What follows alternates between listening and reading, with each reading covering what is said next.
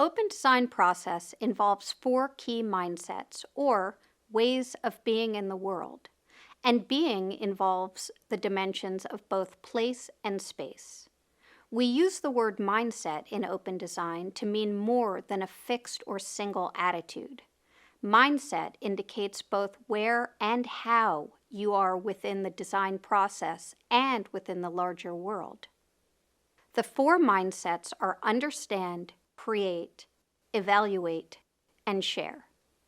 Although we zero in on one of these 4 mindsets at different phases of the open design process, the truth is that an impactful open designer is always engaging all 4 mindsets. This is because the open design process is not flat. It is reflexive and iterative, and it is deeply reflective. The process asks that we examine our interior selves just as we examine the world around us. So let's dive into an overview of these 4 places and spaces. We frame the work that we accomplish in the open design process around 4 centering questions. We use these questions not only to guide us through the process, but to ensure that our work remains aligned with our essential values: active inclusivity, transparency, and collaboration. The first question is, what are the needs, desires, and hopes of the community? This is the understand, place, and space, where our mindset is rooted in the divergent, or opening to multiple possibilities, process of inquiry, and then the convergent, or narrowing to consensus process of defining of opportunities. We engage a relational model for conducting numerous interviews and methods of observational research. From this work, we develop common themes and insights, so we can converge on potential ways to address the needs, desires, and hopes of the community with whom we are co-designing. We leave this phase by crafting an aspirational question, called a what-if question or how might we question, to guide our work in the next phase. It is critical that the guiding question be generated from the community with whom we are co-designing to ensure that the subsequent work, from idea generation to prototypes to solutions, are responding to the lived experiences of the community stakeholders and not to our own ideas about those experiences. Question 2 is, what are radical ways we can build to share? This is the place and space of create, where our mindset is rooted in a divergent process of ideating and, once again, a convergent process of synthesizing to develop prototypes. We all know what it's like to filter and judge our own ideas and the ideas of others, especially in quick ideation sessions like brainstorming, where the goal is quantity over quality of ideas. One strategy that can help cultivate successful ideation sessions and a collaborative team culture is to use a yes and approach rather than a no but framework when responding to the ideas of others or even to your own ideas.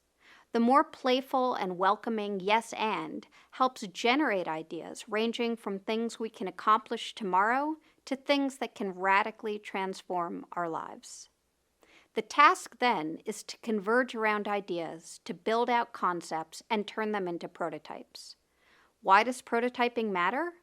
Because we want to ensure authentic impact, and a solution that exists in theory is vastly different from a solution that exists in the hands or sensory experience of stakeholders.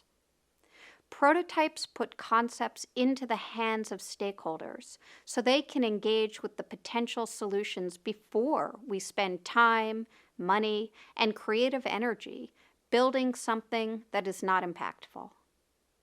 So how do we gauge potential impact? This brings us to question 3. What are experiments we can run to move forward? Now we are in the evaluate mindset, where we test how our prototypes operate in the world so we can make them more impactful or sometimes go back to ideation. Testing can take many forms depending on the prototype, but whatever the test is, we once again must move beyond our learned behavior of defending our ideas to really listen to and learn from others. This is because after we engage in the divergent process of gathering myriad data from testing, We must engage in the convergent process of synthesizing this data to gain insights about how best to iterate upon our initial ideas. Accurate data is critical to ensure that iterations respond to the authentic needs, hopes, and desires of the community's stakeholders. After many cycles of understand, create, and evaluate, we move into the fourth and final question of open design. What are we noticing, contributing, and communicating?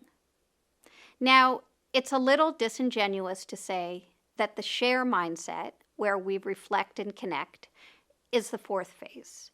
Because if we are designing with authentic openness, we are always sharing. Sharing our insights, information, ideas, concepts, and more with our core team members, community co-designers, and wider public.